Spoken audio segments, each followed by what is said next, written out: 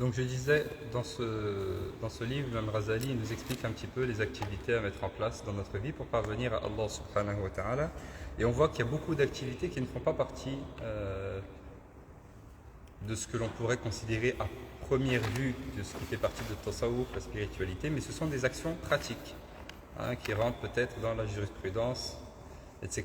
Donc comment faire la prière, comment faire le jeûne, etc. Mais ça, c'est le début de la spiritualité. C'est-à-dire que je ne peux pas parvenir à Allah par autre chose que ce qu'Allah m'a demandé de faire, d'une part. Et d'autre part, l'imam Razali nous parle de ces éléments-là en intégrant une dimension spirituelle. Comme vous l'avez vu quand on a parlé des ablutions, il nous a donné la manière de faire les ablutions, c'est vrai, mais il a ajouté une dimension un petit peu spirituelle. Pareil quand on a parlé de la prière. Et là, pareil, quand il va parler un petit peu donc du jeûne, c'est exactement la même chose. Donc il nous dit, rahimahullah ta'ala wa radi anhu, règle à suivre pour le jeûne. Il n'est pas digne de toi que tu te limites à ne jeûner que pendant le mois de Ramadan et que tu négliges ainsi le commerce, tijara, avec les actes surérogatoires et l'acquisition des hauts degrés dans le firdaus. Donc là, il nous dit très simplement que on sait que ce qui nous est obligatoire, c'est le jeûne pendant le mois de Ramadan. Autre que cela, c'est surérogatoire. Il y a d'autres jeûnes obligatoires. Le jeûne quand on a fait un serment, quand on a juré et qu'on n'a pas respecté son juron, etc. Le jeûne expiatoire, rattraper également le jeûne pendant le mois de Ramadan si on ne l'a pas fait, etc. Bon. En tout cas, là il nous dit il ne faut pas nous contenter uniquement des jeûnes obligatoires. On sait comment faire le jeûne, on le met en application parce qu'on obéit à Allah SWT. Mais je ne me contente pas de jeûner uniquement pendant le mois de Ramadan. Si je me contente de jeûner uniquement pendant le mois de Ramadan, ça veut dire que je me prive du commerce, at-tijara. De quel commerce il parle?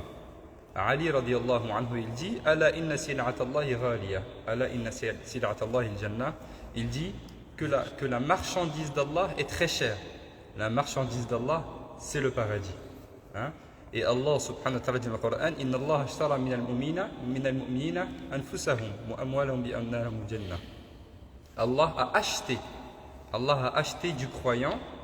des croyants, leur propre personne et leurs biens en échange du paradis. Donc c'est comme un commerce. Donc, Allah a acheté notre personne et a acheté nos biens en échange du paradis. Donc le croyant, effectivement, il ne fait pas tout ce qu'il veut. Et en échange de cela, Allah lui donne le paradis. Le croyant et la croyante, le musulman et la musulmane dans leur vie, ils ne font pas tout ce qu'ils veulent.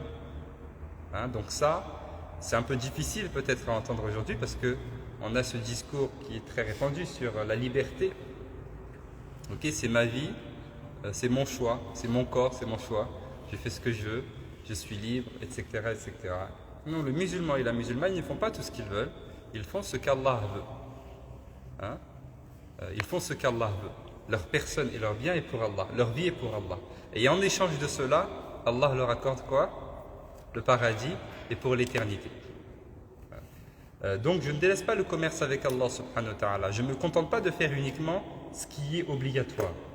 À l'image d'une personne qui, dans son travail, dans son entreprise, se contente de faire le strict minimum, uniquement ce qu'on lui demande de faire. Si cette personne fait uniquement ce qu'on lui demande de faire, il n'y a pas de problème, elle sera payée. Mais si c'est une personne qui aspire à avoir plus de bénéfices, qu'est-ce qu'elle va faire? Elle va faire peut-être des heures supplémentaires, elle va chercher à faire des activités qui vont lui rapporter un peu plus. Okay? Elle cherche à avoir plus de bénéfices, comme dans le commerce, on cherche à avoir plus de bénéfices. C'est exactement la même chose. La personne qui se limite à ce qui est obligatoire, elle va avoir le nécessaire. Mais la personne qui, après les actes obligatoires, multiplie les actes surérogatoires, c'est une personne qui va avoir plus de récompenses, qui va avoir plus de bénéfices. C'est de ça qu'il parle quand il parle du commerce. Donc ne délaisse pas le commerce avec Allah en te contentant uniquement que de faire les actes obligatoires. Bien sûr, on sait que ces actes obligatoires, c'est la base. Allah subhanahu wa ta'ala dit dans le fameux hadith, le hadith divin, hadith Qudsi, le prophète sallam dit que Allah subhanahu wa ta'ala a dit mon serviteur, alhamdulillah, Allah dit mon serviteur ne s'est jamais rapproché de moi par des actes plus aimables à moi que par les obligations que je lui ai prescrites. On ne peut pas se rapprocher d'Allah d'une meilleure manière qu'on ne peut le faire à travers les obligations. C'est pourquoi je ne peux pas devancer un acte surérogatoire sur une obligation. Allah m'a rendu obligatoire des choses et il m'a interdit des choses. La priorité, c'est d'appliquer ça. Ensuite, il vient le reste. Ok? Une personne qui prie toute la nuit, qui fait du zikr la nuit ou qui fait plein de dua toute la nuit, c'est bien de faire des dua. Mohim. La personne qui fait des actes surérogatoires, mais qui par exemple ne fait pas la prière obligatoire. Donc là, elle a commencé à l'envers. Ok? C'est comme si, je sais pas, dans mon entreprise, mon travail, c'est de tenir mon bureau de 10h à 16h. Je ne tiens pas mon bureau de 16h, de 10h à 16h, mais je vais dire, je vais venir à 18h faire le ménage. C'est stupide. Fais le travail qu'on te demande de faire. Et ensuite, si tu veux faire plus, tu ajoutes plus. C'est la même chose. La priorité, c'est les actes obligatoires. Et ensuite vient effectivement les actes surérogatoires. Pourquoi est-ce qu'il me dit ne délaisse pas le commerce avec Allah, ne délaisse pas le fait de multiplier les actes surérogatoires après les actes obligatoires? Tu fais le dhuhr, ne te contente pas uniquement de faire le dhuhr. Fais 4 raka'at avant et fais 4 raka'at après. Ok? Tu délaisses des interdictions, ne te contente pas de délaisser les interdictions. Délaisse aussi toutes les choses qui peuvent t'amener à l'interdit, tout ce qui est détestable, etc. Pour le jeûne, c'est la même chose.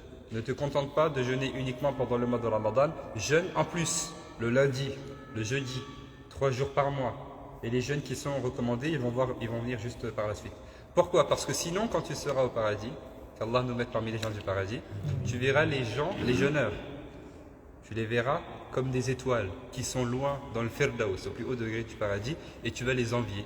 Mais tu ne pourras pas atteindre leur degré parce que tu n'auras pas fait les efforts nécessaires dans ce monde. C'est ce qu'il nous dit. Il nous dit l'acquisition des hauts degrés, c'est-à-dire nom d'habitants. Donc Faradis, c'est le nom des gens du Firdaus, donc des personnes qui sont au plus haut degré du paradis. Il dit lorsque tu regarderas les demeures des jeûneurs comme des étoiles brillantes au plus haut sommet du paradis, alors tu regretteras. Tu regretteras de ne pas avoir jeûné, de ne pas avoir œuvré plus qu'eux, autant qu'eux. Il dit les meilleurs jours dont les traditions ont rapporté le témoignage de leur honorabilité et mérite et la grandeur de la récompense qu'il y a à les jeûner sont.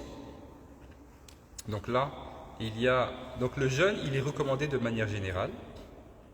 Il y a le jeûne obligatoire pendant le mois de Ramadan. Donc avant le mois de Ramadan, bien sûr, il y avait, vous savez, comme on l'a mentionné hier, quand le prophète sallam est arrivé à Médine, aussi, il a trouvé qu'il jeûnait le jour de Ashura. Et il leur a demandé pourquoi ils jeûnent ce jour. Donc le jour de Ashura, c'est le 10e jour du mois de Dhul. Non, c'est pas Dhul Hijjah. Dhul Hijjah, c'est le Hajj. Ashura, c'est quoi? C'est le 10e jour du mois de Muharram. Le mois de Muharram. Retenez, le mois de Muharram, c'est le tout premier mois dans le calendrier lunaire. Et c'est un mois sacré. Le 10e jour, on l'appelle le jour de Ashura. Et les Juifs avaient l'habitude de jeûner ce jour-là. Le prophète sallam les a questionnés pourquoi ils jeûnaient ce jour-là. Ils ont dit parce que c'est le jour où Allah a sauvé Moussa de Pharaon, de Pharaon. Alors on le jeûne pour remercier Allah et pour célébrer cela. Et le prophète sallam a répondu, nous sommes plus de Moussa que vous. Et il a ordonné de jeûner. Il a ordonné un héros H-E-R, héros dans ce sens-là. Donc c'est une personne qui crie. Qui fait des annonces. À l'époque, il n'y avait pas de micro. Donc on a des personnes qui allaient dans les marchés, etc. et qui criaient pour annoncer un petit peu les choses. Et donc ce héros, il est parti au milieu des gens et il a crié que la personne qui est dans l'état de jeûne poursuive son jeûne et que la personne qui n'est pas en état de jeûne finisse la journée en état de jeûne. Et donc à partir de ce moment-là, le jeûne du jour de Ashura est devenu une obligation pour la communauté musulmane. Et c'est resté une obligation jusqu'à ce que vienne le verset du jeûne du mois de Ramadan. Ya ayyuhalladhina amanu kutiba alaykumus siyam kama kutiba ala alladhina min qablikum la'allakum tattaquna ayyaman ma'dudat ila akhir shahr Ramadan alladhi unzila fihi al-Qur'an. Le verset dans la sourate al-Baqarah qui parle donc de l'obligation de jeûner pendant le mois de Ramadan. Donc quand l'obligation du jeûne pendant le mois de Ramadan est arrivée, le jeûne pendant le jour de Ashura est devenu une recommandation. La personne qui veut jeûner jeûne et la personne qui ne veut pas jeûner ne jeûne pas. Mais il est recommandé donc de jeûner. Et donc il y a le jeûne obligatoire pendant le mois de Ramadan, et puis il y a des jeûnes surérogatoires. Le jeûne, il est toujours recommandé de manière générale, mais il y a des recommandations spécifiques, comme les 10 premiers jours de Muharram par exemple, et comme la totalité du mois du Muharram par ailleurs, comme les 10 premiers jours du mois de, également, Dhul Hijjah, comme le jeûne du jour de Ashura, comme le jeûne tous les lundis et tous les jeudis. Okay, donc ça, ce sont des jeûnes qui sont un peu recommandés. Et là, il va nous donner une liste un petit peu de jours ou de moments pendant lesquels il est recommandé de jeûner. Il dit le jour de Ashura. Donc le jour de Ashura, comme dit, c'est le 10e jour du mois de Muharram. Au fait, il est recommandé de jeûner les 10 jours, les 10 premiers jours. Et puis il est recommandé sinon de jeûner le jour de Ashura, mais pas seul. De jeûner le jour de Ashura avec un jour avant ou bien avec un jour après. Donc le jour d'avant, le 9e jour, on l'appelle Tasu'a. Tasu'a, c'est le 9e jour du mois de Muharram, qui, je le répète, est le premier mois dans le calendrier lunaire, ou bien un jour après. Pourquoi? Pour faire la différence avec les autres communautés. Parce que les Juifs jeûnaient uniquement à Ashura. Donc nous, pour mettre une différence avec eux, on ne va pas jeûner uniquement le jour de Ashura, mais on jeûne aussi un jour avant ou un jour après, ou bien les deux. Également, il est recommandé donc de jeûner les 10 premiers jours du mois du pèlerinage. Quel est le mois du pèlerinage? Donc c'est le mois pendant lequel on va faire le Hajj. Le pèlerinage se fait toujours pendant le mois de Dhul Hijjah. Dhul Hijjah qui a été appelé ainsi justement parce qu'on fait le Hajj en son sens. C'est pourquoi on l'appelle Dhul Hijjah. Donc c'est le mois pendant lequel on fait le Hajj. Les 10 premiers jours de ce mois-là, les mois du pèlerinage, donc les 10 premiers jours du mois de Dhul Hijjah, il est recommandé également de les jeûner. Bien sûr, pas le 10e jour, puisque le 10e jour c'est le jour de l'Eid. Donc il est interdit, il est haram de jeûner pendant les jours de l'Eid, parce que c'est un jour de fête. Comme dit le prophète sallam, ce sont des jours de akl wa shurb. C'est des jours pendant lesquels on mange et on boit et on fait la fête, l'Eid. Également parmi les moments qui sont recommandés, les 10 premiers jours de Muharram, donc ça je l'ai déjà mentionné. Également le mois de Rajab. Le mois de Rajab, c'est le 6e mois dans le calendrier lunaire, qui fait partie des mois sacrés. Le mois de Sha'ban, également, qui est le 7e mois, donc juste après Rajab vient Sha'ban. Il est recommandé de le jeûner.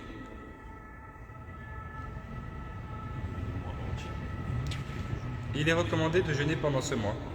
Alors, on ne va pas jeûner, il n'est pas rapporté que le prophète sallam jeûnait la totalité du mois, mais qu'il jeûnait beaucoup dans ces mois-là. Il y a des jours spécifiques pour non. jeûner? Dans ces mois-là, non. Il est recommandé de jeûner dans ce mois-là, très simplement. Il est méritoire également de jeûner les mois sacrés, donc les 4 mois sacrés, qu'on appelle en arabe al-ashhur al-hurum. Donc vous savez que les mois sacrés, donc Allah les a mentionnés dans le Coran. Il a mentionné cette expression, al-ashhur al-hurum. Et ces mois sacrés, comme salam, étaient sacrés, avaient déjà une sacralité avant l'islam. Ce sont des mois pendant lesquels les Arabes, notamment, ne faisaient pas la guerre. Ils s'interdisaient tout ce qui est combat, etc. pendant ces mois sacrés-là. Et pendant ces mois sacrés-là, les péchés, d'abord les bonnes actions sont multipliées. Donc pendant ces 4 mois sacrés-là, quand on fait une bonne action, cette bonne action est multipliée. Et quand on fait des péchés aussi, les péchés sont multipliés pendant les mois sacrés. Et ces mois sacrés sont le mois de Dhul Qiyada, donc le 10e mois, le mois de Dhul Hijjah, le 11e mois, pendant lequel il y a le Ramadan, le mois de Muharram, le 1er mois. Donc ça, ce sont des mois un petit peu qui se suivent. Et il y a le mois de Rajab qui est aussi lui isolé. Donc le mois de Dhul Qiyada, c'est le 10e mois. Dhul Hijjah, c'est le 11e mois et c'est le mois pendant lequel on fait le pèlerinage. Et il y a le mois de Muharram. Dhul Hijjah, oui, c'est le 12e mois, c'est pas le 11e mois. C'est le 12e mois, c'est le dernier mois. C'est pourquoi ils se suivent. Donc là, on a Dhul Qiyada, tout de suite après Dhul Hijjah, tout de suite après Muharram.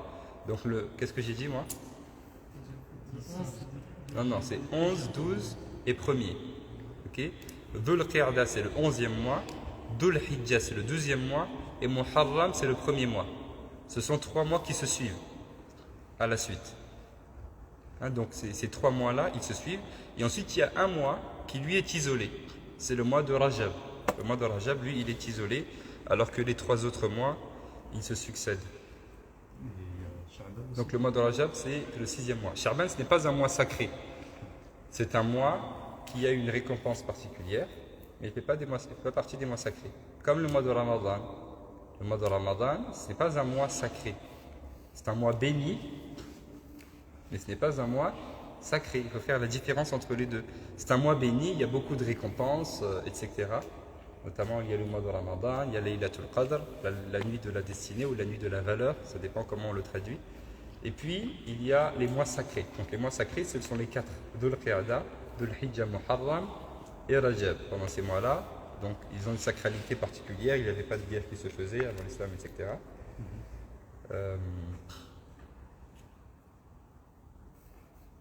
Et puis, il y a les mois bénis. Donc, c'est pas la même chose. Hein. Et Sha'ban, ce n'est pas un mois sacré. C'est un mois qui a une importance. Le prophète sallam, il a mis l'importance sur le mois de Sha'ban parce que c'est un mois qui est entre Rajab, qui est un mois sacré, et le mois de Ramadan, qui est un mois béni. Donc les gens faisaient des efforts pendant le mois de Sha'ban, et pendant le mois de Rajab, et pendant le mois de Ramadan. Et entre les deux, il y avait Sha'ban pendant lequel les gens ils se reposaient, et ils ne faisaient rien. Donc il dit, ça c'est un mois pendant lequel les gens sont insouciants. Alors, multiplie quand même les bonnes actions pendant le mois de Sha'ban. En gros, multiplie les actions tout le temps. Okay, parce que là, si on compte, ça fait combien de mois? Si je compte les 4 mois sacrés, Dhul Qiyada, Dhul Hijjah, Muharram, j'ajoute à cela Sha'ban, j'ajoute à cela Ramadan. Ok, ça fait combien? 5 ou 6? Donc, ça fait 6 mois. Alors en fait, c'est la moitié de l'année. Si je jeûne tout ça, donc je jeûne la moitié de l'année. Au fond, pour nous dire, les bonnes actions, elles ne s'arrêtent jamais. Et puis, il y a d'autres moments pendant lesquels, donc ça c'est au niveau un petit peu, ça c'est au niveau de l'année. Donc il y a plusieurs niveaux. Il va nous dire, il y a les jeûnes qui sont recommandés au niveau de l'année, c'est ce qu'il va nous dire. Et puis il y a un jeûne qui est recommandé au niveau du mois et au niveau de la semaine. Donc ça c'est au niveau de l'année. Ensuite il nous dit, ceci concerne l'année. Quant au mois, donc ce qui est recommandé de jeûner au niveau du mois, ou bien à l'échelle d'un mois, le début des mois, le milieu et la fin, les jours blancs, le 13, le 14, le 15 de chaque mois. Donc, avant de noter, attendez que je vous donne les précisions, puisque, alors vous pouvez noter effectivement la recommandation de jeûner au début du mois, au milieu du mois et à la fin du mois. Okay. Et ensuite, la recommandation des jours blancs, c'est une recommandation qui est spécifique à certains madhab. Hein? Notamment, notre imam, il est de quel madhab? Je vous l'ai déjà dit. Shafi'i. Il est shafi'i. C'est un shafi'i. Donc, dans le rite shafi'i, il est recommandé de jeûner 3 jours par mois. Ces 3 jours-là, il est recommandé que ce soit les jours blancs. Les jours blancs, ce sont les jours de la pleine lune. Très simplement. Quand vous sortez, vous voyez la pleine lune. C'est ce qu'on appelle les jours blancs. C'est le milieu du mois. Donc, le 13, le 14 et le 15. Pas de notre calendrier qu'on a, mais du calendrier lunaire. Hein, le calendrier hégirien. Mais dans le rite malikite, il est effectivement recommandé de jeûner 3 jours par mois, mais on ne doit pas spécifier ces jours-là. On ne jeûne pas le 13, 14 et 15, okay, ou 14, 15, 16. Hein, dans le rite malikite, il est même détestable, déconseillé de spécifier ces jours-là. Donc dans le rite malikite, on jeûne 3 jours par mois. Ça peut être au début du mois, au milieu du mois, à la fin, ou bien un jour par-ci, un jour par-là. Mais on ne jeûne pas selon l'avis majoritaire, hein, il y a d'autres avis, mais l'avis majoritaire, c'est qu'on ne jeûne pas les jours blancs. Donc ça, c'est important de le dire, parce que souvent, quand arrive la période des jours blancs, on a beaucoup de stories, etc., sur la recommandation de jeûner les 3 jours blancs. Okay, donc c'est vrai, c'est une recommandation qui existe, mais pas dans le rite malikite pour l'avis majoritaire. Et on sait très bien que la majorité des musulmans en France, ils sont malikites, donc ça ne devrait pas être aussi répandu. Mais le problème, c'est que les gens, ils voient un texte, tout de suite, ils le prennent, ils le partagent, sans chercher à savoir un petit peu quel est le jugement qu'ont donné les fuqaha de leur madhab. Donc ça existe dans d'autres madhab, notamment dans le rite shafi'i, mais pour nous malikites, on jeûne 3 jours par mois très simplement. Ça c'est à l'échelle du mois et ensuite on a également l'échelle de la semaine. Il nous dit, concernant la semaine, le lundi, le jeudi et le vendredi. Donc il est recommandé de jeûner le lundi, le jeudi et il est recommandé de jeûner le vendredi. Bien sûr, on a vu hier, quand on jeûne le vendredi, on le fait précéder du jeudi ou bien on le fait suivre du samedi. Le jeûne du lundi, le prophète sallam a été interrogé dessus, il dit c'est le jour pendant lequel je suis. Je suis quoi? Je suis né. Vous connaissez le hadith du prophète sallam quand il a été interrogé sur le jeûne du jour du lundi, il dit c'est le jour pendant lequel je suis né. Et ça, c'est notamment sur la base de cela que les savants défendent, que beaucoup de savants défendent le fait d'avoir une activité particulière, ou un événement particulier, une action particulière, pour la cause de la naissance. Okay? Parce qu'Allah nous dit dans le Coran, قُلْ بِفَضْلِ اللَّهِ وَبِرَحْمَتِهِ فَبِذَلِكَ فَلْيَفْرَحُوا. قُلْ بِفَضْلِ اللَّهِ, de la faveur d'Allah, وَبِرَحْمَتِهِ, et de sa miséricorde, فَبِذَلِكَ فَلْيَفْرَحُوا, de cela, exprimer de la joie. Donc Allah nous ordonne dans le Coran d'exprimer notre joie pour les bienfaits, les faveurs qu'Allah nous a donnés. Donc quand on a un événement heureux, on remercie Allah en exprimant notre joie. Et l'expression de la joie, toutes les expressions de la joie sont autorisées tant qu'elles ne sont pas en contradiction avec la religion, tant qu'il n'y a pas de choses haram. Donc l'expression de sa joie, par exemple là le prophète sallam, il le fait en jeûnant. Okay, d'autres personnes peuvent le faire en priant. D'autres personnes peuvent le faire en faisant une sadaqa, en organisant un événement, ils vont faire un rappel, en écrivant des poèmes, ce que vous voulez. Tout ce qui est autorisé. Il dit ensuite, les péchés de la semaine sont commués, c'est-à-dire sont absous par le jeûne du lundi, du jeudi et du vendredi. Et les péchés du mois sont commués par le jeûne du premier jour, du milieu du dernier jour du mois et des jours blancs. Quant aux péchés de l'année, ils sont commués par le jeûne de ces jours et de ces mois cités. Donc, si j'adopte un petit peu une habitude de jeûne à l'échelle de l'année, cette habitude de jeûne à l'échelle de l'année va pardonner mes péchés de l'année. Si j'adopte une habitude de jeûne à l'échelle du mois, ce jeûne à l'échelle du mois va pardonner mes péchés du mois. Et si j'adopte une habitude de jeûne à l'échelle de la semaine, cette habitude de jeûne va pardonner mes péchés de la semaine.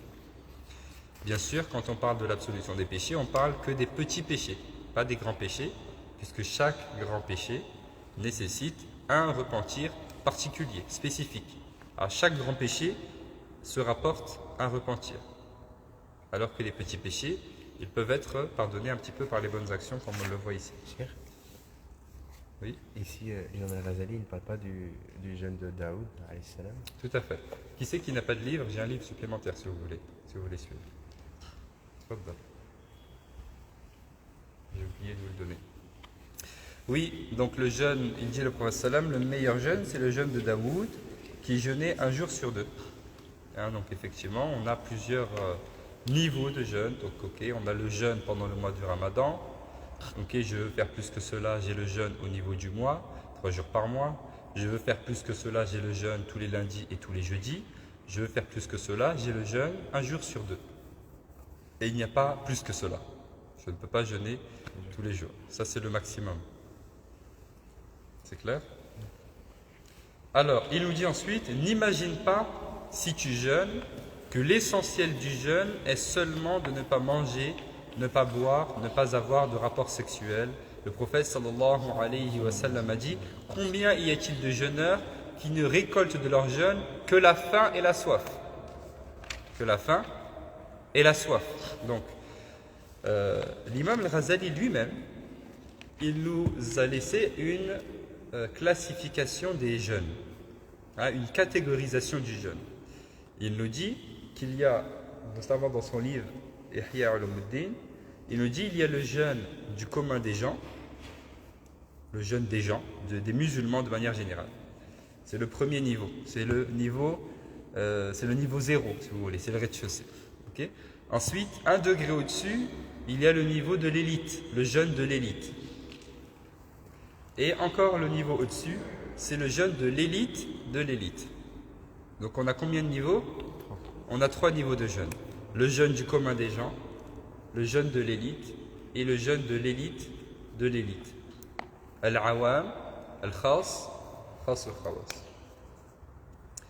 Le jeûne du commun des gens, c'est le jeûne de la majorité d'entre nous, des musulmans et des musulmanes partout dans le monde, qui se contentent, lorsqu'ils jeûnent, de ne pas manger, de ne pas boire et de ne pas avoir de rapport intime. C'est la définition du jeûne. Le jeûne en arabe, huwa al-imsak. Al-imsak an shahwatay al-batni wal-fajri min tulu'i al-fajr ila ghurubi ash-shams. C'est ça la définition du jeûne. C'est le fait de s'abstenir. Al-imsak, c'est quoi? Al-imsak, c'est le fait de s'abstenir, de se retenir. Pendant le mois du Ramadan, vous avez souvent dans les calendriers une case qui vient s'ajouter. Vous avez remarqué ou pas? Vous avez donc les cases habituelles, le Fajr, Dhuhr, Asr, Maghrib et Isha, les 5 prières. Et souvent, uniquement pendant le mois du Ramadan, il y a une 6e case ou bien une 7e, parce qu'il y a Shuruq aussi qui vient s'ajouter. C'est la toute première et souvent il y a écrit Imsak. Vous avez déjà vu ça? Imsak, et c'est à peu près 15 à 20 minutes avant la prière de Souk. Imsak, ça veut dire quoi? Ça veut dire se retenir. Ça veut dire qu'à partir de cette heure-là, on arrête de manger. Ça ne veut pas dire que le jeûne commence. Il commence à partir du souk, mais à partir de cette heure-là, on se retient de manger. Pour ne pas que quand arrive le souk, on a encore des choses dans la bouche. C'est par prévention. C'est comme une zone tampon. Okay? Pour éviter de tomber dans le haram, c'est comme une personne qui, dans son jardin, met une zone tampon entre son jardin et le jardin du voisin. Comme ça, si son enfant joue au ballon, il ne va pas tomber là-bas, il va tomber. C'est la même chose. Je m'arrête de manger 15 minutes avant. Comme ça, je suis sûr que quand viendra le moment de la date, je n'aurai pas encore des choses dans la bouche. Ça vient du hadith du prophète sallallahu alayhi wa sallam, des compagnons qui rapportent un petit peu comment ça se passait avec le prophète sallallahu alayhi wa sallam, quand on les questionne sur combien de temps il y avait entre le moment où ils arrêtaient de manger et le moment où ils faisaient la prière, ils disaient il y avait la période nécessaire ou la période suffisante pour pouvoir réciter une 60aine de versets, ce qui correspond à peu près à 15 minutes. Donc l'imsak, c'est le fait de se retenir. Donc le jeûne, c'est le fait de se retenir. En fait, un shahwatay, al-shahwa, c'est les désirs ou les plaisirs. Donc c'est le fait de se retenir des plaisirs du ventre et de la bouche, de la nourriture et effectivement du bois. Et effectivement, le farj, donc également des parties intimes. Min tulu'i al-fajr, du début de l'aube, ila ghurub ash-shams, jusqu'au coucher du soleil. Donc, dans ce temps imparti-là. Et donc, le premier niveau des jeûneurs, le plus bas niveau, c'est le fait de se retenir de manger, de boire et d'avoir des relations intimes. C'est-à-dire que c'est la définition du jeûne sur le plan technique dans la jurisprudence. Très bien. Si je fais cela, mon jeûne est valide. Mais ça, c'est le niveau le plus bas. Ensuite, on a le jeûne de l'élite. Le jeûne de l'élite, c'est le jeûne de personnes qui, effectivement, ne mangent pas, ne boivent pas, n'ont pas de relations intimes, mais en plus de cela, qui se détournent de tout ce qui est haram pendant la journée de jeûne. Qui se détournent de tout ce qui est haram. Parce que la personne peut être en train de jeûner et en même temps faire des choses haram. Parler sur les gens, regarder des choses haram, voler quelque chose, tricher, mentir,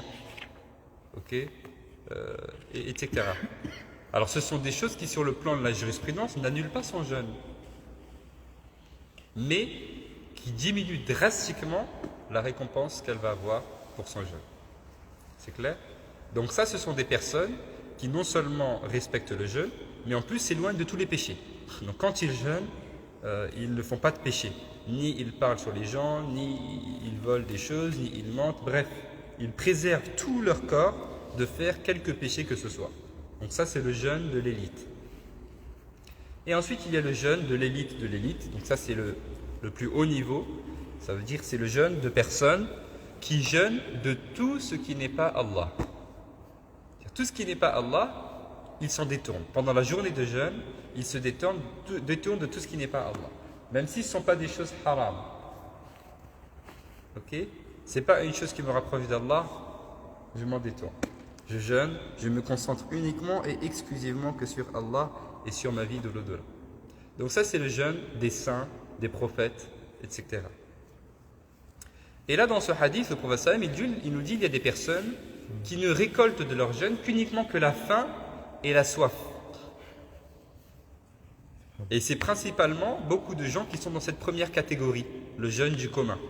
C'est-à-dire c'est des gens qui jeûnent, mais pendant qu'ils jeûnent, ils parlent sur les gens, ou bien ils mentent, ou bien ils trichent, ou bien il insulte quelqu'un.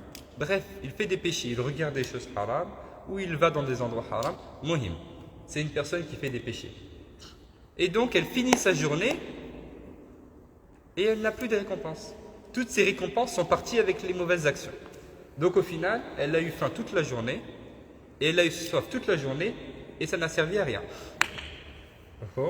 Elle s'est fatiguée pour rien. Elle devait le faire, mais elle finit sans récompense, à cause des péchés. C'est ça le sens du hadith du prophète sallallahu alayhi wa sallam. Donc nous on fait attention à ne pas faire partie de cette catégorie de personnes. Il nous dit ensuite, non, le vrai jeûne se réalise par l'abstinence des membres de tout ce qu'Allah subhanahu wa ta'ala n'aime pas. Il est même nécessaire que tu gardes ton œil de regarder l'illicite, ta langue de dire ce qui ne te concerne pas, ton oreille d'écouter ce qu'Allah subhanahu wa ta'ala a interdit, car l'auditeur est associé au parleur et il est l'un des deux médisants. Ainsi, tu dois maîtriser tous tes membres comme tu dois maîtriser le ventre, la verge. Il est dit dans la tradition, 5 choses rompent le jeûne: le mensonge, la médisance, le mouchardage, le faux serment et le regard par désir. Donc là, il nous demande de faire l'effort, de faire partie de cette deuxième catégorie de jeûneurs, c'est le jeûne de l'élite. Ça veut dire qu'on ne se contente pas uniquement de ne pas manger, de ne pas jeûner, mais également de s'abstenir de toutes les choses qui sont haram pendant la journée de jeûne. Et donc il nous dit, il est même nécessaire que tu gardes ton œil de regarder l'illicite. Donc je me garde de regarder des choses qui sont haram, bien évidemment, pendant la journée de jeûne. Je préserve mes yeux de regarder des choses qui sont haram. De regarder des choses qui sont haram, regarder des choses qui sont haram dans tous les sens du terme. Sur le plan physique et sur le plan moral. Sur le plan extérieur et sur le plan intérieur. Je m'explique. Des choses qui sont haram de manière directe. Regardez des choses de la nudité par exemple. Okay? Surtout aujourd'hui, ça c'est un fléau dans notre jeunesse. Okay? Toutes ces choses de la pornographie, etc. On n'en a pas encore parlé depuis que je suis là, mais il va falloir qu'un jour on traite un petit peu ce sujet-là, Inch'Allah, parce que ce sont des choses qui deviennent très accessibles et qui se répandent au plus jeune âge, dès le collège. Donc on a un petit peu des choses très problématiques. Donc il y a ces choses très directes. Okay? Il y a des choses qui sont tout aussi directes, c'est le fait de regarder, par exemple, l'homme regarder une femme ou une femme regarder l'homme par désir. Aujourd'hui, on peut même parler de l'homme qui regarde l'homme, la femme qui regarde la femme. Bon. Bien sûr, je parle de désir parce que quand on parle de ça, toujours, par exemple, je suis étudiant à la fac, ma prof d'histoire, c'est une prof c'est une femme. Qu'est-ce que je fais? Est-ce que je ne peux pas la regarder pendant tout mon cours? Ou bien si je suis une femme et mon prof c'est un homme, je n'ai pas le droit de le regarder? Bien sûr, on parle là du regard par désir, dans lequel il y a une intention derrière. Okay? Et malgré tout, on ne regarde pas la nudité. Donc même si je regarde par exemple ma prof, je regarde ce qui est nécessaire, je vais la regarder dans les yeux, elle est en train de parler, je prends le cours. Mais tout le reste, elle n'est pas voilée, ça fait partie de la nudité que je ne dois pas regarder. C'est clair? Donc, cette nudité, pour l'homme, on en a déjà parlé, c'est tout l'espace qui est compris entre le nombril et les genoux exclus, et pour la femme, tout le corps, sauf le visage et les mains. Pour nous, dans le rythme malikite. Hein. Donc ça, c'est ne pas regarder des choses de manière extérieure. Donc, et sauf bien sûr pour, celles qui font partie de mon entourage, hein, le mahram. Le maharima, donc la sœur, la fille, la mère, okay, la tante, donc ça, ou la femme bien sûr, donc ça ce sont des personnes qui sont un petit peu autour de moi. Plus que cela, je n'ai pas le droit. que cela, je n'ai pas le droit. De même que je n'ai pas le droit de m'isoler. Hein, donc, vous savez que, ça c'est important de le rappeler aussi, dans ce qu'on appelle l'isolement, en arabe, al-khalwa, c'est une chose qui est haram. Al-khalwa, et ça, beaucoup de gens font un petit peu la confusion avec la mixité. Okay? D'où toutes les critiques qu'il y a pour ces cours qu'on fait, qui sont accessibles aux hommes et aux femmes. Malgré que les règles religieuses sont respectées, puisque les hommes sont assis d'un côté et les femmes sont assises d'un côté, c'est ce qui nous est demandé par la charia. Mais beaucoup de critiques, parce que les gens sont ignorants des concepts et ne savent pas ce que sont les définitions. Okay? La mixité en arabe, la définition qu'on en a en français, ce n'est pas la même chose que la définition qu'on en donne souvent dans la langue arabe. La mixité en français, pour beaucoup de personnes, ça fait référence au fait qu'on a des hommes et des femmes qui sont présents au même endroit. C'est ça qu'on entend généralement en français quand on parle de la mixité dans ce cadre-là. Donc quand je parle de ça, de mixité, ça veut dire que là, nous sommes en mixité. Parce qu'il y a des hommes et des femmes qui sont dans le même endroit. Si je vais à Carrefour aussi, il y a de la mixité. Si je vais dans le bus, il y a de la mixité. Je vais à la fac, il y a de la mixité. Oui, un endroit où il y a des hommes et des femmes, il y a de la mixité, y compris à la Mecque. Okay? Ça, c'est une chose. Mais en arabe, dans Sharia, la mixité s'est traduit par un terme qu'on appelle al-ikhtilat. Al-ikhtilat. Al-ikhtilat. Al-ikhtilat, ça fait référence à deux choses. Ça fait référence à al-taqarrub ou al-tamas. Al-taqarrub, c'est le fait d'être très proche. Ou al-tamas, ça vient de mas, c'est le fait de se toucher. Hein? Donc deux termes. Le fait d'être très proche au point de se toucher. Et ça a une autre définition en français. Comment on l'appelle? On appelle ça la promiscuité en français. Donc en fait, ce n'est pas la mixité qui est interdite, parce que dans la mosquée du prophète sallam, les hommes et les femmes étaient présents, les hommes étaient devant et les femmes étaient tout à l'arrière, donc il y avait de la mixité, ils étaient dans un même endroit, mais la promiscuité est interdite. Et c'est pourquoi on ne peut pas s'asseoir à côté. Parce que si on s'assoit à côté, on a les hommes et les femmes qui sont justement à côté et qui peuvent justement se toucher, il y a de la promiscuité. C'est ce qui est haram. Est-ce que c'est clair? Et par ailleurs, toutes ces personnes qui parlent de la mixité, comme le fait qu'il y ait des hommes et des femmes au même endroit et qui disent que c'est haram, sont des personnes qui tombent dans une contradiction pendant la totalité de leur vie. Ça veut dire qu'ils n'ont pas le droit de sortir dehors, parce que dehors il y a des hommes et il y a des femmes, donc il y a de la mixité. Ils n'ont pas le droit d'aller faire leurs courses, ils n'ont pas le droit d'aller au travail, ils n'ont pas le droit d'aller faire l'étude. Pourtant ils le font. Donc ça veut dire que toute leur vie ils sont dans le haram. Ça veut dire que toute leur vie ils font des choses haram. Et ils ont des péchés en permanence parce que où ils vont, il y a des hommes et des femmes. Okay, c'est tout à fait contradictoire et tout à fait contradictoire, très simplement. Et donc c'est important, c'est très important de comprendre un petit peu cela. Cher. Oui. Vous pouvez rappeler les deux notions de mixité en arabe, s'il vous plaît? At-taqarrub. At-taqarrub, c'est la proximité, on peut traduire ça. Et at-tamas, c'est le fait de se toucher. Et tout ceci, en français, nous donne la promiscuité, très simplement.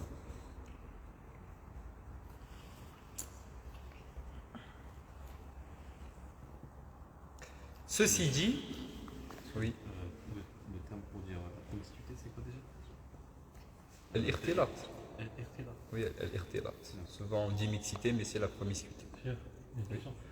Quand on fait tawaf, par exemple, et on a amené à toucher une femme parce qu'il y a tellement de monde, Oui. est-ce que ça c'est un péché ou bien... Alors, non, ce n'est pas un péché. Les fuqaha ont l'habitude de dire la personne qui fait le hajj en respectant toutes les règles religieuses de son madhab, c'est pas possible.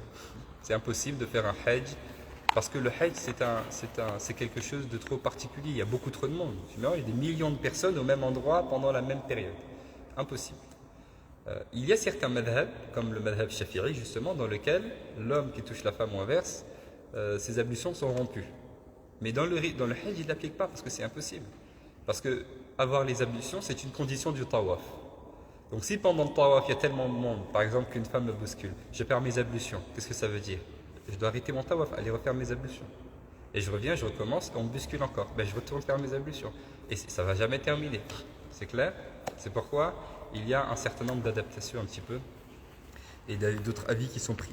Pour nous, dans le rite malikite, le fait qu'un homme touche une femme ou une femme touche un homme, ça annule les ablutions uniquement si j'ai l'intention d'avoir un plaisir ou bien si je trouve un plaisir. Ça veut dire que si il n'y a pas de plaisir et il n'y avait pas d'intention particulière, ça n'annule pas mes ablutions. C'est clair, ça n'annule pas mes ablutions. Ça, c'est en ce qui concerne les ablutions. Ensuite, sur la licéité ou pas, alors il y a cet avis traditionnel, bien évidemment, qui est un petit peu majoritaire et traditionnel, qui dit qu'il n'est pas autorisé pour l'homme de toucher une femme étrangère ou bien pour la femme de toucher un homme étranger. Ça, c'est l'avis vraiment traditionnel un petit peu sur cette question. Ok, il y a d'autres avis, notre avis qui dit que ceci fait partie de l'urf. Ceci fait partie de l'urf, comment on traduit? La coutume, c'est ça, hein? On peut traduire ça comme la coutume. C'est-à-dire qu'il y a des endroits où ça se fait et il y a des endroits où ça ne se fait pas. Vous pouvez aller dans certains pays où vous allez voir parfois des hommes serrer la main à des femmes, y compris des hommes de religion. Ok. Alors, vous allez vous dire, mais qu'est-ce qui se passe? Ok, ben, il faut savoir qu'il y a cet avis quand même qui existe. Donc nous, on va dire, on applique bien sûr cet avis traditionnel. On ne le fait pas. Compris entre nous, il n'y a pas de contact physique. Ok. Mais le fait de savoir que cet avis existe fait que si jamais un jour je suis dans une situation difficile, dans un cadre officiel, dans un cadre du travail, qui peut un petit peu me porter préjudice, etc., il n'y a pas de problème, je le fais. Je serre la main et j'accepte. Okay, je sais qu'il y a un petit peu cet avis qui existe. Mais on reste autant que possible sur cet avis traditionnel. Okay, ça veut dire qu'on ne va pas blâmer les gens et critiquer les gens parce qu'ils le font. Parce qu'on sait qu'il y a cet autre avis, mais si ce n'est pas l'avis qui est traditionnel, c'est très important. Et beaucoup de savants, on a vu beaucoup de savants le faire, y compris un Cheikh Al-Bouti, etc. Oui. Après, ce que je voulais dire aussi, c'est que dans notre entourage, même dans notre lieu de travail, si jamais c'est quelque chose qui, enfin, comme c'est quelque chose qui peut nous déranger d'avoir par exemple, si on doit serrer la main à des collègues qui sont des femmes, par exemple, on peut les avertir en quelque sorte et leur dire que voilà, c'est quelque chose qui nous dérange. À cause de nos, pas à cause de nous, mais au vu de nos croyances religieuses. Et donc on peut aussi s'adapter et avertir les gens autour de nous pour qu'on ne soit pas dans ces situations compliquées-là au quotidien. Tout à fait. C'est la meilleure chose à faire. Dans le cas où c'est possible et où je pense qu'il n'y aura pas un préjudice qui est plus grand que l'avantage. Si je le fais et que je sais que ça va être accepté, il n'y a pas de problème, alors c'est la meilleure chose à faire. Parce que je suis dans mon élément et je reste fidèle à ma nature, enfin à ce que j'ai envie de faire. Mais si je sais que ce que j'ai envie de faire, que c'est ce que j'ai envie de faire, mais je sais pertinemment que ça va me causer un préjudice que je ne vais pas pouvoir supporter ou que je ne suis pas prêt un peu à supporter cette épreuve-là, par exemple, ils vont me signaler, comment ça s'appelle, SOS radicalisation ou des choses comme ça, ou bien qu'on va me virer, etc. Alors si je suis prêt à supporter ça, il n'y a pas de problème. Moi, je m'en fiche, je vais trouver un autre travail, très bien. Par contre, si je sais que je ne peux pas supporter ça, j'ai une famille à nourrir, ou bien je ne peux pas supporter la chose, etc. Donc là, effectivement, dans ces choses-là, insan faqihu nafsa. Donc chacun connaît sa situation et il sait un petit peu quel choix il faut faire, Inch'Allah. Oui. Mais justement, dans le cas où ça serait difficile pour nous d'en parler aux gens autour de nous, est-ce que ça ne serait pas aussi nécessaire, dans le même temps, si on est obligé de continuer le travail dans lequel on est, aussi à côté de chercher un autre travail, par exemple pour, Tout à fait, ça c'est une bonne solution aussi.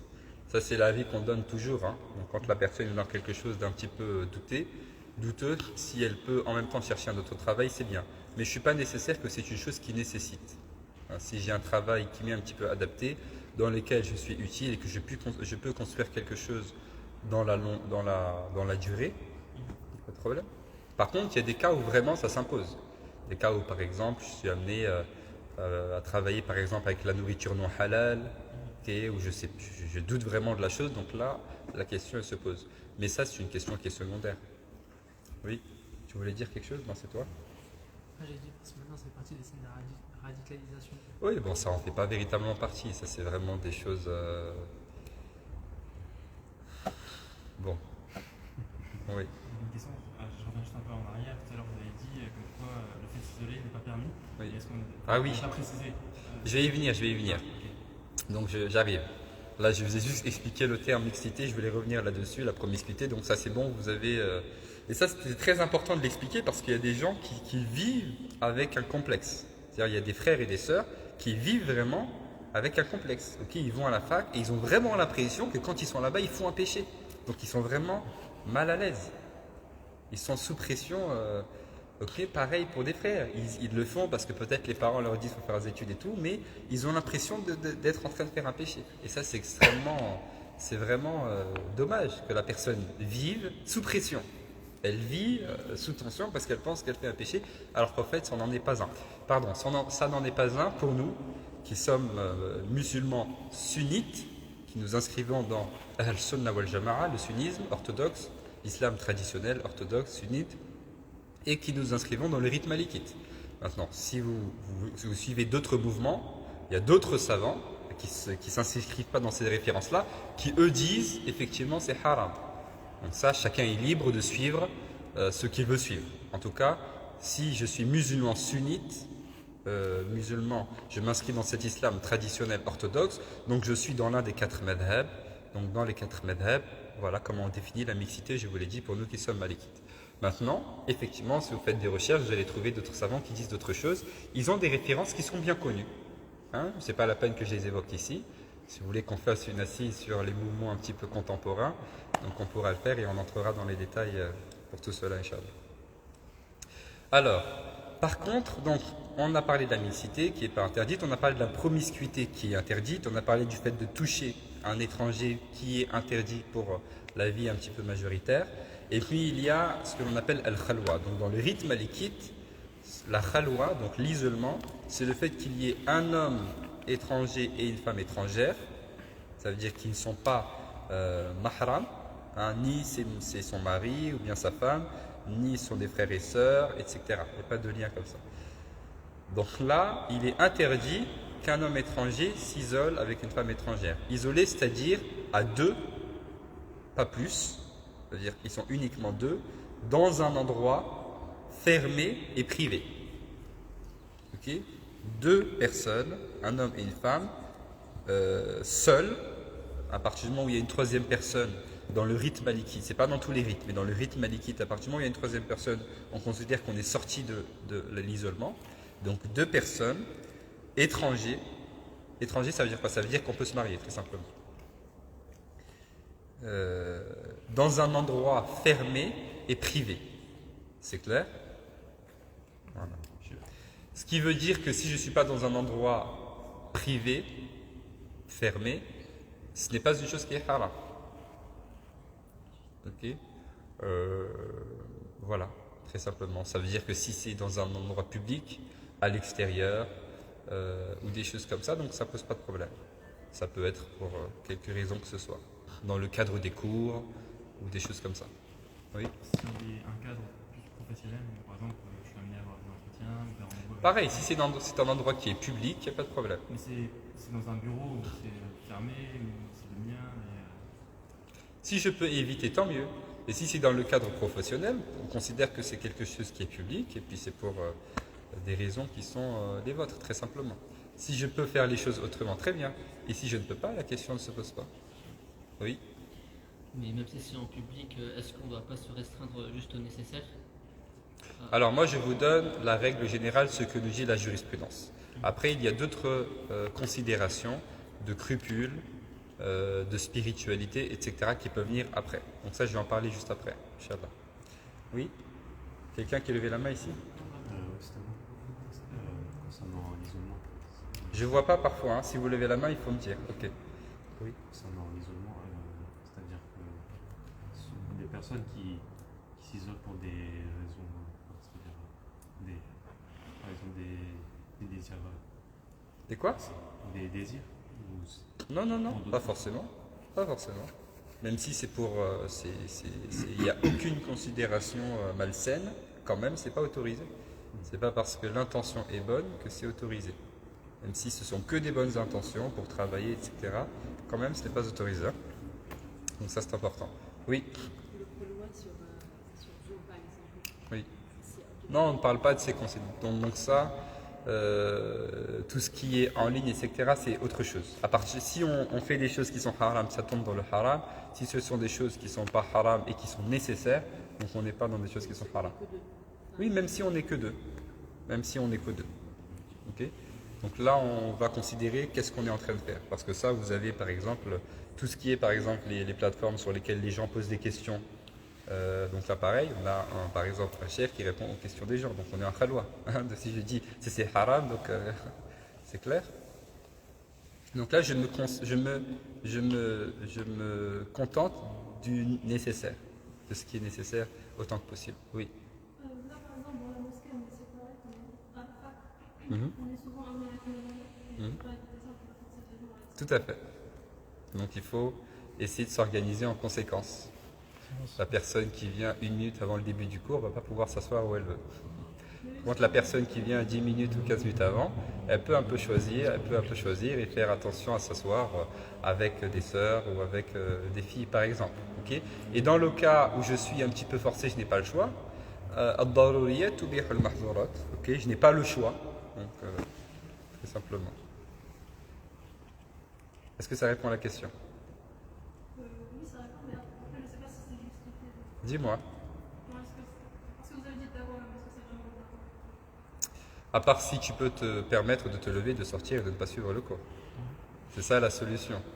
Mais si tu n'as pas d'autre endroit où t'asseoir, okay, c'est un cas très pratique. Okay, je vais dans un cours, j'arrive en retard, il n'y a aucune place assise, sauf à côté d'un frère et je suis une sœur, ou sauf à côté d'une sœur et que je suis un frère. Par exemple. Très simplement. Et je peux même être assis à côté d'une personne, mais il n'y a pas de proximité pour autant. C'est aussi possible. C'est clair? Voilà. Alors, moi je sais que ce que je vous dis là, vous n'avez pas l'habitude de l'entendre. Parce que le discours qui est un petit peu, qu'on entend beaucoup, c'est un discours qui n'est pas basé uniquement sur les règles religieuses, c'est un discours qui est basé sur l'exhortation, sur le rappel, sur l'attention, etc. Beaucoup de complexes autour de ça. Mais ça nous amène à avoir une communauté qui n'arrive pas à s'élever. Des personnes qui arrêtent les études à cause de ça, et puis après on se pose des questions, pourquoi on parle toujours des musulmans, pourquoi on n'a pas de personnes de haute sphère, etc. Et donc il faut bien contextualiser un certain nombre de choses, c'est très important. Donc, c'est pour ça que la solution c'est la science, l'ilm. Je connais c'est quoi la définition des choses, et je sais comment agir dans quelle situation. Je sais ce qui est haram, je sais ce qui n'est pas haram. Je sais ce qui est recommandé, je sais ce qui est détestable. Et je sais ce qui m'est autorisé de faire. Okay, je sais un petit peu quel choix faire. Bon. Tout ça, donc, c'est sur le plan de la jurisprudence, sur le plan des règles religieuses. Okay, c'est le fiqh. Ensuite, quand on va dans la spiritualité, c'est encore, plus j'augmente dans la spiritualité, plus j'avance dans la spiritualité, et plus il y a plus de scrupules. Et plus il y a plus de scrupules, il y a plus de pudeur, etc., etc. Et donc même une chose qui n'est pas interdite et qui est détestable, je ne la fais pas.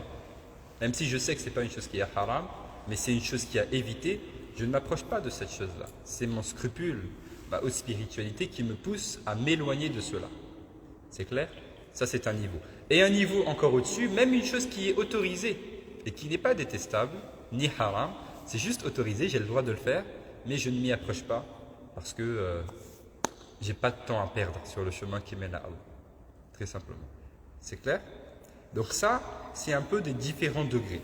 Ces différents degrés, ce sont des choses qui sont très personnelles. Et on ne blâme pas les gens pour ces choses-là. L'imam peut blâmer les gens. L'enseignant peut blâmer l'élève. Le cheikh peut blâmer un petit peu la personne qui va s'éduquer. Mais les gens ne se blâment pas entre eux. Pourquoi l'imam peut blâmer? Parce que lui, il éduque les gens. Donc il dit, attention, fais ceci, ne fais pas cela, etc. Mais moi, je ne peux pas blâmer un petit peu mes semblables. Parce que je sais qu'il n'a pas fait quelque chose de haram, c'est une chose autorisée. Même si moi, je vois Ilyes faire quelque chose d'autorisé, je vais dire, non, ne fais pas ça. Il va me dire, mais c'est autorisé, oui, c'est autorisé, mais ne le fais pas. J'ai cette autorité de lui dire. Mais les gens entre eux, s'il n'y a pas de... À part si c'est vraiment pour le conseil, voilà, c'est un frère, je m'entends très bien avec lui, je sais qu'il va accepter mon conseil, je lui fais le conseil. Mais si je sors de cela, beaucoup de gens ils n'acceptent même pas le conseil. C'est clair, donc je ne blâme pas les gens pour cela. Je sais que je connais les règles religieuses sont respectées, khalas. Après, le scrupule de chacun, le niveau de spiritualité de chacun, c'est quelque chose de personnel, mais on motive les gens. Et on fait en sorte que le niveau spirituel, il est toujours en augmentation, de manière à ce que les gens ont toujours plus de pudeur, toujours plus de scrupules, etc., etc., etc.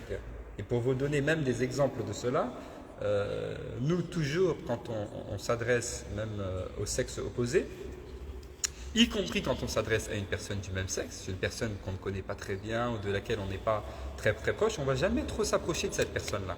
Ça ne se fait pas, ça. Hein, par exemple, une sœur vient me poser la question, je ne vais pas me mettre en face d'elle pour l'écouter et répondre à sa question. Je vais me mettre, par exemple, comme ça, elle va se mettre de côté. Que ce soit assis ou que ce soit debout, toujours. Je ne vais jamais trop m'approcher. Même si on se connaît bien, il va toujours y avoir une certaine distance, on ne va pas trop s'approcher. Okay? Dans la manière de parler, il y a une manière de parler. Je ne vais pas trop élever la voix, elle ne va pas trop élever la voix, par pudeur. C'est clair? Même quand c'est un frère que je ne connais pas très bien, etc., toujours, il y a une distance. Il y a une distance. Okay? Je ne vais pas, par exemple, je vais éviter d'appeler une sœur si je suis un frère par son prénom. Directement par son prénom. Si je suis une sœur, appeler un frère par son prénom. Non, ça ne... Alors je sais, maintenant c'est très répandu. On s'appelle comme ça, comme si on était des potes, etc. Donc non, il y a toujours une certaine distance par pudeur à installer. C'est pourquoi je vous ai demandé pour les étudiants de la mosquée d'installer, par exemple, la sœur qui parle à un frère, d'installer Sidi Fouled. Je ne vais pas dire Yanis, Lounis, Ilyes, hein, c'est trop direct. Je vais dire Sidi Yanis, ou bien Sidi Ilyes, ou bien Sidi Lounis, Sidi Safwan. Pour les sœurs, pareil. Okay, je ne vais pas dire directement Fatima, Aisha, etc. Je vais l'appeler Lala Fatima, Lala Wahiba, Lala, etc. Okay, j'ajoute un petit peu cette formule avant pour garder un petit peu cette distance qui est en même temps une formule de respect, forme de respect. Donc ça, c'est très important. Je ne vais pas aller jusqu'à vous dire de vous voyez, même si ce serait vraiment la bonne distance à avoir, parce que quand on se tutoie, il y a une proximité directe. Hein? Donc l'idéal ce serait de se vous voyez, comme ça tout de suite on sait qu'il y a une distance. On ne va pas aller jusque là même s'il y en a qui prônent cela, mais au moins j'essaye de respecter ça, Sidi Foulan ou bien Lala Foulana. C'est clair? Et pareil, quand on se parle, dans ce cadre en tout cas de la spiritualité, etc., même si ce ne sont pas des choses qui sont haram, on se parle par nécessité. Si ce n'est pas nécessaire, il n'y a pas de contact. Si ce n'est pas nécessaire, il n'y a pas de contact. Donc on a les cours. Les cours sont ouverts à tout le monde, les hommes et les femmes. Parce que les hommes vont être questionnés par Allah et les femmes aussi vont être questionnées par Allah. Tout le monde va être jugé. Donc vous devez connaître votre religion et elles doivent aussi connaître la religion. C'est pas normal que dans les mosquées, les cours sont accessibles aux frères et ils ne sont pas accessibles aux sœurs. Ça c'est un gros problème et c'est pourquoi moi j'ai fait ce choix que tout ce qui est proposé, c'est à proposer à la fois aux hommes comme aux frères de la même manière.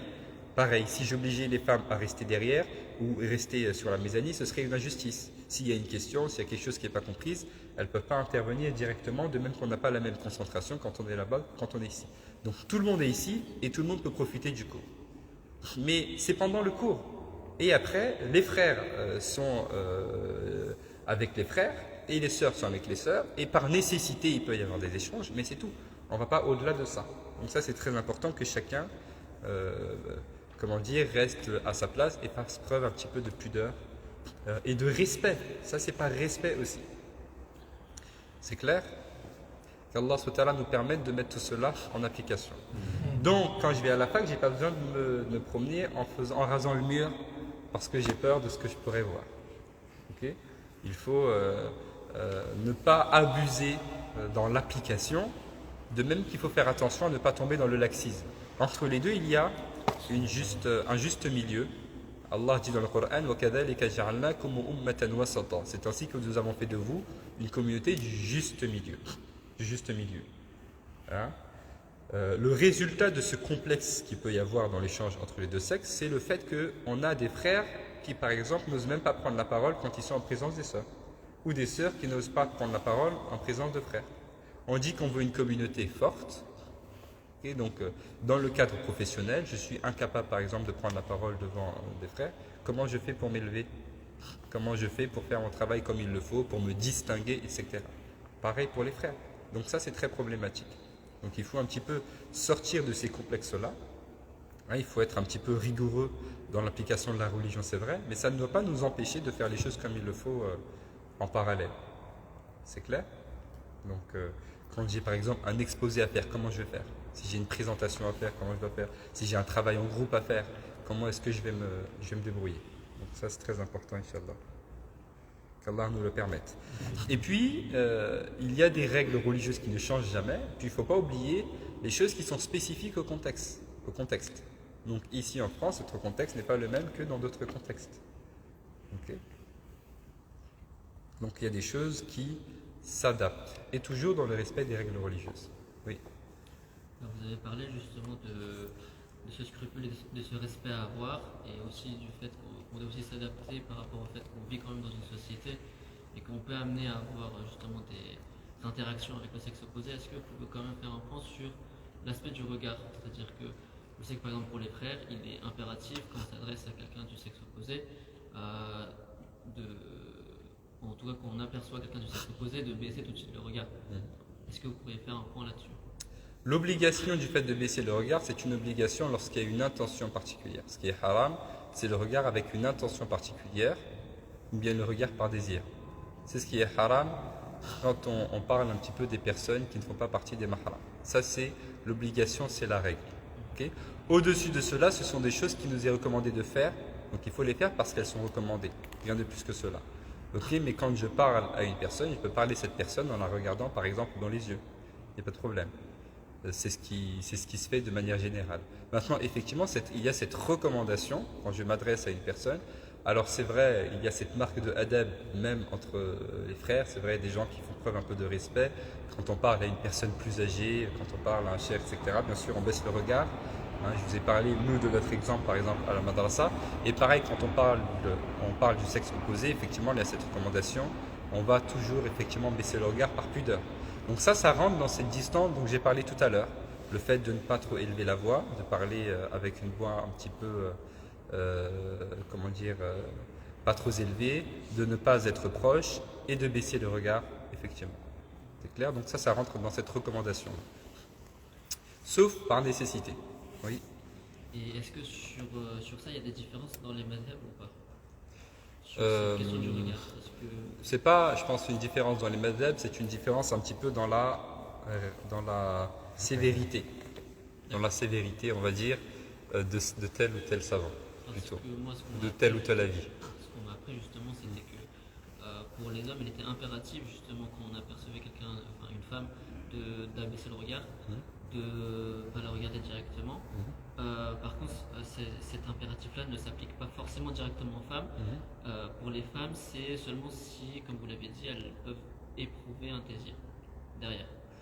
Al-rijal shaqa'iqun nisa. La règle dans l'application des règles religieuses, c'est que Al-rijal shaqa'iqun nisa, ça veut dire que ou bien An-nisa shaqa'iqur rijal, c'est-à-dire que les hommes sont les frères des sœurs, les sœurs sont les frères des hommes. C'est-à-dire que les règles s'appliquent de la même manière, aux hommes comme aux femmes, sans distinction. Sauf pour les éléments dans lesquels il y a une différence liée à la biologie, à des spécificités de l'homme, des spécificités de la femme. C'est ça la règle religieuse. Donc, je dis, il peut y avoir une différence dans la rigueur, dans le scrupule, etc. Certains, tel ou tel savant, peuvent un petit peu faire un petit peu des choix, mais voilà, on reste toujours, nous, sur ce qui fait partie de la vie qui sont majoritaires. Certains font le choix de cette sévérité pour fermer la porte à tout accident qui peuvent se produire, etc. Et c'est tout à leur honneur, il n'y a pas de problème. Mais il faut toujours, donc en tout cas quand on enseigne comme ça de manière générale, de donner les avis qui sont adaptés donc à la majorité des personnes, parce que chacun a des cas un petit peu spécifiques. Après, chacun connaît un petit peu sa situation et sait ce qu'il doit faire, Inch'Allah. C'est clair? Inch'Allah. Donc l'interdiction, c'est celle que j'ai mentionnée là. On avance, Inch'Allah. On a passé pas mal de temps dessus, mais c'était, je pense, nécessaire. J'avais une question. Oui. Concernant le regard, si, comment dire, vous conseillez de baisser le regard par pudeur, mais si, comment dire, par exemple, lorsqu'on est dans un entretien ou quoi que ce soit, enfin, si on craint que la C'est personne... pas grave. Ouais. C'est pas grave. C'est ce que je suis en train d'expliquer depuis tout à l'heure. Donc tu me fais peur, j'ai l'impression que vous n'avez pas compris. Ok, vous avez compris. Donc ça, dans le cadre d'un entretien, dans le cadre de je suis en train de parler dans un cadre officiel, etc. Donc il n'y a pas de problème, bien évidemment. C'est pas de ça que je parle. C'est pour ça que mon discours il est aussi nuancé. Parce qu'il y a des personnes qui tombent dans ce travers-là. Et ça leur porte préjudice, pas qu'à eux, mais à la communauté. Ça, c'est problématique. Et pour nous, dans la mosquée, on n'est pas uniquement dans un cadre où on respecte les règles religieuses uniquement au plus bas niveau, la jurisprudence. On est dans un cadre, ici, si vous venez à la mosquée pour apprendre la religion, vous êtes dans un processus, un petit peu dans un cheminement spirituel. Donc dans le cheminement spirituel, on ne se limite pas de respecter les règles uniquement, on fait plus que cela. Hein? Donc on ne va pas dire, je me contente de faire ce qui est obligatoire et de délaisser ce qui est interdit. Non, je vais faire ce qui est recommandé, même si ce n'est pas obligatoire, avec rigueur. Et je vais délaisser ce qui est détestable, même si ce n'est pas interdit, avec rigueur. Donc là, normalement, il doit y avoir un scrupule et une pudeur plus forte qu'à l'extérieur. Ok? Dans tout. Dans la manière de parler, dans la manière de s'asseoir, dans le regard, dans tout. Donc ça, dans la manière de communiquer, d'échanger, etc. Donc ça, normalement, si je fréquente la mosquée et que je prends des cours et que je viens à la mosquée, mon niveau un petit peu de pudeur et de scrupule, il est encore plus élevé. Donc les contacts, par exemple, entre les hommes et les femmes, on va les faire vraiment de manière très nécessaire. Les regards, ils ne sont pas nécessaires. Quand il y a des échanges, je vais baisser le regard, etc. Tout ça pour les personnes qui sont engagées dans ce processus, un petit peu. D'élévation spirituelle, de cheminement spirituel, etc. Je fais les choses de la meilleure manière possible. Qu'Allah nous permette. Donc, tout ça pour dire, je jeûne, il est nécessaire que je garde mon œil de regarder l'illicite. Ah oui, pardon. Je voulais aussi vous parler, donc je parlais de préserver mon regard de l'illicite directement et de manière indirecte, extérieurement et intérieurement. Donc, rentre également dans cela le fait, par exemple, de regarder les éléments, les choses personnelles des gens. Regardez le téléphone, la personne qui écrit quelque chose, je regarde qu'est-ce qu'elle est en train d'écrire, ok, sur son téléphone, ou bien regarder ce qu'elle écrit, ou bien, etc. Je fais la queue à la banque, je regarde combien l'autre a sur son compte, des choses comme ça. Donc tout ça, ça rentre aussi dedans et c'est des regards qui ne sont pas autorisés. Hein, donc ça, notez-le aussi, ce sont des regards qui ne sont pas autorisés. Ajoutez à cela le fait de regarder une personne avec dénigrement. Je regarde une personne avec dénigrement parce que je pense que je suis meilleur que elle, ou que je connais plus que elle, ou que je suis plus beau que elle, ou que je parle mieux que elle, ou que je m'habille mieux, ou bien ce que vous voulez.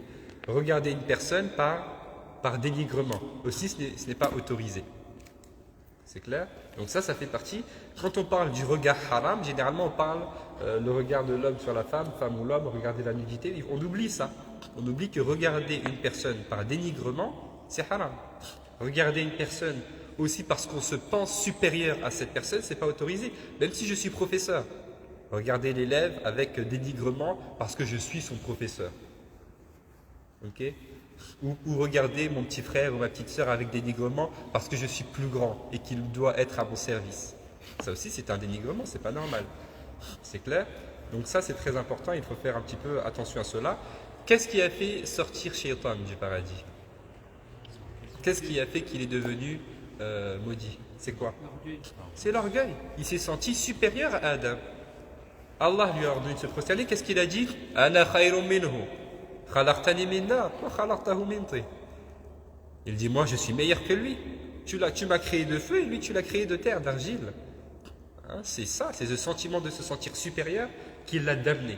Donc il faut faire très attention, je ne regarde pas une personne avec dénigrement. Quelle que soit cette personne, que ce soit un homme ou une femme, un bébé ou un enfant ou une personne âgée, ok, peu importe, que ce soit une personne que je connaisse ou une personne que je ne connaisse pas. Et je ne regarde pas ce que fait cette personne. Elle fait un péché, donc je la dénigre. Non, je ne dénigre pas les personnes. Je dénigre le péché, ce que fait la personne, mais cette personne, je lui dois le respect. Parce que je ne sais pas qui c'est. Peut-être que visiblement, je vois quelqu'un pécher. Peut-être qu'elle passe ses nuits à prier et à lire le Coran. Peut-être qu'elle a beaucoup de science, j'en sais rien. C'est clair, donc il faut faire très attention à cela. Également, ta langue de dire ce qui ne te concerne pas.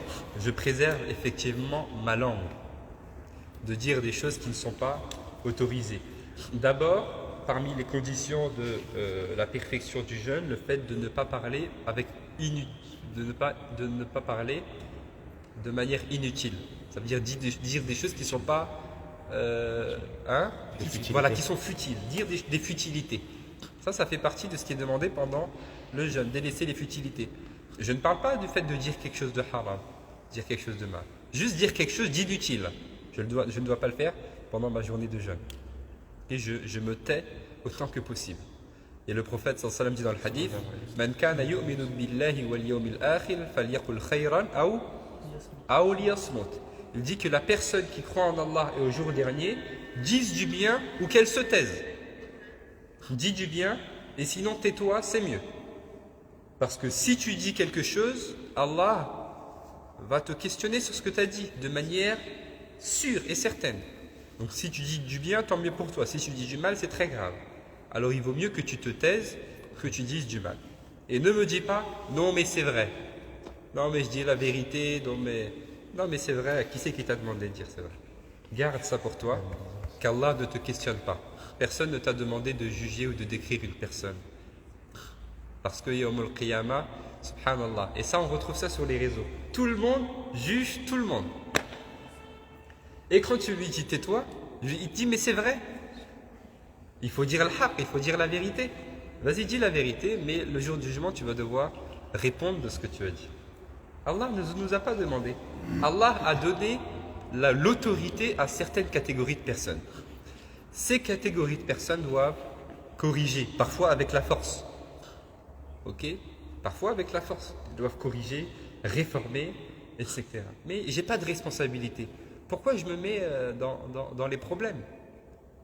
Je dis, et Allah va me questionner sur ce que j'ai dit. Okay? Et qu'est-ce qui fait tomber les gens en enfer plus que ce qu'ils ont dit avec leur langue?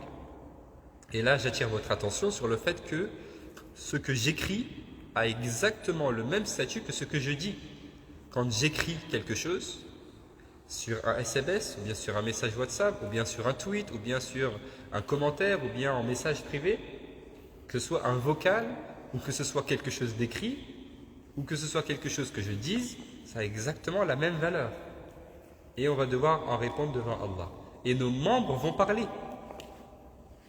Nos membres vont parler le jour du jugement. Les mains vont parler et vont témoigner. La langue va parler, va témoigner. Alors l'homme va dire Lima shahidtum alayna. Pourquoi vous avez témoigné contre moi? Et qu'est-ce qu'ils vont répondre? Antaqanallahu alladhi antaqa kulla shay. C'est Allah qui nous a fait parler et qui en témoigne. Allah ta'ala, il nous a demandé de le faire. C'est clair? Donc il faut vraiment qu'on fasse attention un petit peu à tout cela, à notre langue. Okay? On ne parle pas sur les gens, on ne parle pas avec futilité. Le silence, c'est quelque chose d'extrêmement noble. J'observe les silences. Et ça fait partie des caractéristiques du prophète sallallahu alayhi wa sallam. Il observait souvent le silence, des longs silences. Et ça, subhanallah, c'est une chose que moi-même j'ai vue, que j'ai vécue avec certains savants. Parfois, qu'on est dans une assise un peu officieuse, comme ça, pas dans un cours, ou même pendant un cours, à un moment donné, il se tait. Il se tait. Et comme c'est un savant, bien sûr, personne n'ose parler. Donc s'il se tait, tout le monde se tait. Et comme ça, pendant 30 secondes, 1 minute, 2 minutes, il y a un silence. Alors la personne qui n'est pas habituée est extrêmement gênée. Qu'est-ce qui se passe? Qu'est-ce qu'il fait? À quoi il pense? Et c'est comme ça. Ils observent des silences comme ça.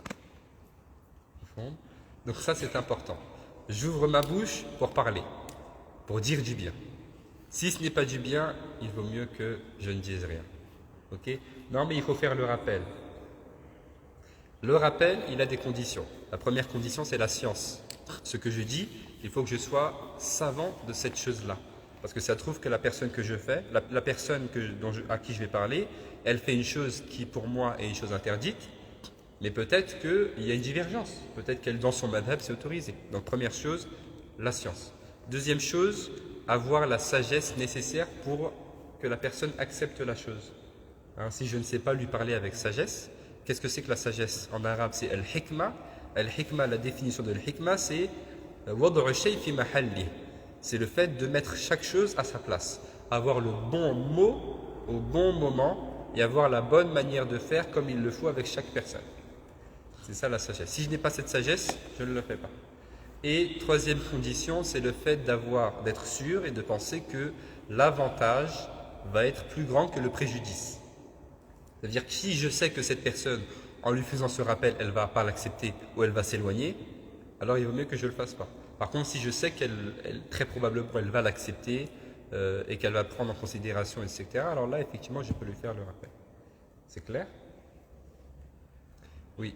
J'ai une question du coup concernant les futilités, d'accord, on ne peut pas dire futilité, mais qu'est-ce qu'il y en est de la rigolade, du fait de votre plaisir? Ça va venir après.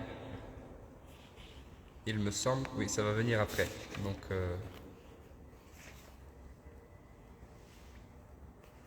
où est-ce que c'est venu? Ça va venir après, dans la deuxième partie. Inch'Allah, on va en parler. Des blagues, etc. Al-mazh. Pourquoi est-ce qu'on a appelé le mazh? Mazh. لأنه زاح عن الحق. Mazh. Donc les blagues, etc. Donc ça va venir, Inch'Allah, dans la deuxième partie, on va en parler. Donc, préserver également la langue. Il ne dit même pas de ce qui est interdit, mais il dit de ce qui ne te concerne pas. Tu voulais dire quoi? C'est possible juste vite fait de redéfinir ce qu'est la sagesse nécessaire. La sagesse, c'est le fait de mettre chaque chose à sa bonne place. C'est le fait de mettre chaque chose à sa bonne place. Alors après, vous entrez un petit peu dans les détails, donc dire la bonne chose au bon moment, faire la bonne chose comme il le faut, avoir le bon jugement, c'est ça la sagesse. Hein. Vous avez des personnes à qui Allah a donné cela. Une personne vient lui parler, elle trouve les mots exacts qu'il faut que cette personne a besoin d'entendre. C'est ce qu'on appelle la sagesse. Qui s'acquiert effectivement avec l'expérience. Souvent, une personne a dit, on dit que c'est une personne qui a de la sagesse, qui réfléchit beaucoup avant de parler, etc. Mais qui peut aussi être donnée à une personne. Oui. Est-ce que je peux aller Tfaddal. qu'Allah te facilite. De toute façon, on a fini, hein, parce qu'il est là. On finit juste ce paragraphe et puis on va s'arrêter là, Inch'Allah. Ensuite, il nous dit ton oreille d'écouter ce qu'Allah subhanahu wa ta'ala t'a interdit. Fais attention également pendant ta journée de jeûne. Donc ça, c'est pas que pendant la journée de jeûne, c'est tout le temps de manière générale, mais encore plus pendant la journée de jeûne. Fais attention à ne pas écouter des choses qui sont interdites, des choses qui sont haram. Il dit car l'auditeur est associé au parleur, il est l'un des deux médisants. Donc quand une personne fait de la médisance, une personne parle sur une autre, la personne qui parle et la personne qui écoute, les deux sont concernés par le péché et les deux ont un péché. Donc ça c'est très important. Hein, parfois je suis avec des gens et ils parlent sur les autres et je me dis moi je fais rien, j'écoute, c'est eux qui font la médisance, moi je fais rien. Mais le fait que tu écoutes, tu as le même péché qu'eux.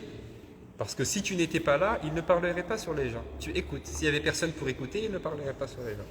Donc la personne qui parle et la personne qui écoute, les deux sont concernés par ce péché. Et la médisance, le prophète sallam l'a défini, il dit « Dhikruka akhaka bima yakrah » Il dit c'est le fait que tu mentionnes ton frère d'une chose qu'il n'apprécie pas. Ça veut dire que si cette personne entendait ce que tu dis, elle n'approuverait pas, elle ne serait pas d'accord. Ça s'appelle de la médisance. Même si c'est vrai. Parce que je vous disais tout à l'heure, beaucoup de personnes, quand on leur dit arrête de parler sur telle personne, arrête de dire ça, ils disent mais c'est vrai. Mais c'est justement parce que c'est vrai, tu dois arrêter de le dire. Parce que si c'était faux, ce serait encore plus grave. Ça s'appelle la calomnie. Ok ? Donc la médisance, c'est le fait de parler sur une personne de choses qu'elle n'aimerait pas qu'on entende. Un défaut qu'elle a, une chose qu'elle a fait, une chose des critiques, etc., etc. Ça, ce sont des choses qui sont haram. Ça s'appelle la médisance. Et la personne qui le dit et la personne qui l'entend, les deux sont sanctionnés par Allah subhanahu wa ta'ala et c'est un péché très grave. C'est un péché très grave, la médisance. Et donc, on ne voit pas les défauts des gens, on ne parle pas sur les défauts des gens, on ne critique pas les gens, critiquer dans le sens négatif, pas dans le sens avoir un regard un petit peu nuancé. Okay, tout ça, on n'a pas besoin de tout ça. On a assez de problèmes, nous, pour avoir des problèmes avec les gens. Déjà, si on arrive à s'en sortir avec tous les péchés qu'on fait et tous les défauts qu'on a, déjà, ce serait quelque chose de grand. Alors pourquoi on vient aggraver nos cas en ayant des problèmes avec les gens? C'est clair? On discutera un peu plus dans les détails, Inch'Allah, de ça demain. On va s'arrêter là-dessus. Il nous dit ainsi tu dois maîtriser tous tes membres comme tu dois maîtriser le ventre, la verge. Il est dit dans la dans la tradition, 5 choses rend le jeûne: le mensonge, la médisance, le mouchardage, le faux serment et le regard par désir. C'est pas demain, c'est la semaine prochaine. Donc lundi prochain, Inch'Allah, on terminera cela. J'avais prévu qu'on fasse plus que ça, mais j'ai été un peu trop ambitieux, je pense. Des dernières questions? Oui. Est-ce que vous pouvez rappeler rapidement peut-être, Inch'Allah, quelques petites règles à suivre justement quand cela arrive. Ici on est au travail, on est assis de fait. Je suis au travail, je fais comme ça. Mais J'écoute personne. Ou bien j'achète des... Comment ça s'appelle les petits trucs? Hein? Je mets ça dans mes oreilles. Salam alaikum. Ou bien je mets un casque, sans musique bien sûr, juste comme ça, faire semblant. C'est tout. Et si mon travail ici me force justement à être avec une personne qui fait cela, ou un groupe de personnes qui fait cela, et qu'on me dit de rester là, quelque part, que c'est mon travail. Ici on échange sur une réunion ou autre. Ça fait partie un petit peu de l'éthique universelle. Même une personne qui n'est pas musulmane et qui est dotée d'une certaine éthique, elle ne va pas accepter qu'on parle sur les gens. Tu peux faire le rappel à cette personne-là, même si elle n'est pas musulmane, et elle va l'accepter. Ok, arrête, ça se fait pas de parler sur les gens. On n'aimerait pas qu'ils parlent comme ça sur nous, vaut mieux qu'on les laisse, c'est pas grave. Ils ont leurs problèmes, on a leurs problèmes. Même si c'est pas une personne musulmane, elle peut l'accepter. Même si c'est un groupe de personnes, elles peuvent l'accepter. Et au contraire, ils vont avoir davantage de considération pour toi. C'est vrai pour le travail, c'est vrai même à l'école, même s'ils ne sont pas des personnes musulmanes. Donc ça fait partie de l'éthique universelle. Okay, c'est pas écrit sur mon front que je fais les 5 prières à la mosquée, que je suis très religieux, il n'y a pas de problème. Donc ils vont me prendre comme quelqu'un de lambda, mais quelqu'un qui a une éthique et donc on ne parle pas sur les gens. Et ça, tu peux le faire, il n'y a pas de problème. Vous savez, les gens insistent beaucoup pour qu'on fasse des choses dans la vie. Vous ne recevez pas des SMS de pub, allez acheter telle chose, il y a telle promotion. Est-ce que vous êtes inscrit pour recevoir ça? On ne s'est jamais inscrit, mais on les reçoit quand même. Les gens insistent et nous invitent à aller faire des choses. Nous aussi, pourquoi on n'insiste pas? Pour le bien. On peut insister. Dire aux gens, non, arrête, ne fais pas ça, c'est pas bien. Il ne faut pas avoir honte de le faire. Il ne faut pas avoir honte de le faire. Okay, ça fait partie de l'éthique universelle. Je n'évoque pas la religion.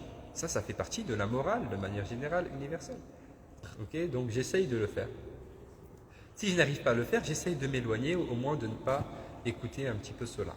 Hein, il faut quand même prévenir les gens, le dire, parce que c'est ça la première chose, c'est de le dire. Et si, malgré que je le dis à plusieurs reprises, que j'insiste, ça se poursuit, je m'éloigne de ce groupe de personnes. Très simplement. C'est clair? Qu'Allah nous aide. Parce que ça, ce sont des choses qui sont très répandues, malheureusement. Et beaucoup de gens vont être très surpris par cela le jour du jugement, qu'Allah subhanahu wa ta'ala nous sauve et nous permette de faire le bien. Inch'Allah. Donc on poursuit lundi, Inch'Allah. Subhanakallah wa bihamdik, nashhadu an la ilaha illa anta astaghfiruka wa natubu ilayk. Allahumma salli wa sallim wa barik ala sayyidina Muhammadin wa ala alihi wa sahbihi ajma'in. Subhana rabbika rabbil izzati amma yasifun. Wa salamun ala al-mursalin walhamdulillahi rabbil alamin. Comme je dis à chaque fois, l'objectif c'est pas juste de lire ça et de le savoir et puis on passe à autre chose. L'objectif c'est de le mettre en application. Donc toutes ces choses-là, avant de parler, on tourne notre langue combien de fois? 7 fois. 7 fois. Je ne sais pas si c'est juste un proverbe, mais on fait attention à ce que l'on dit, on fait attention à ce qu'on regarde, pas de médisance. On s'éloigne loin des gens qui font cela, on fait attention à nos fréquentations, etc. Parce que ça ne suffit pas que je prie, que je jeûne, que je fasse la prière, etc. Si je fais tout cela, mais je passe ma journée à entendre de la médisance, donc il y a un grand problème. Qu'Allah nous permette. Salam alaikum.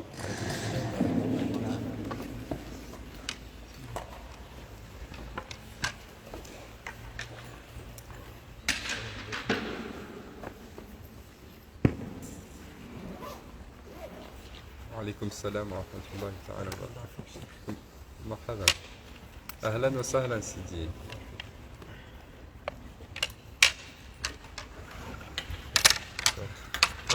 Oui, il y a une personne qui demande est-ce que ça compte pour les cousins et les cousines? Oui, ça compte pour les cousins et les cousines, hein, puisque je peux me marier avec ma cousine ou bien la femme peut se marier avec son cousin. Donc, c'est deux personnes qui peuvent se marier. Donc, pareil, je ne dois pas m'isoler avec ma cousine ou bien m'isoler avec mon cousin.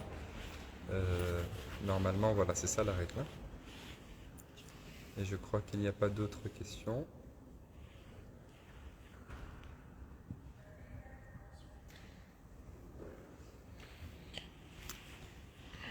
Ok, salam alaikum.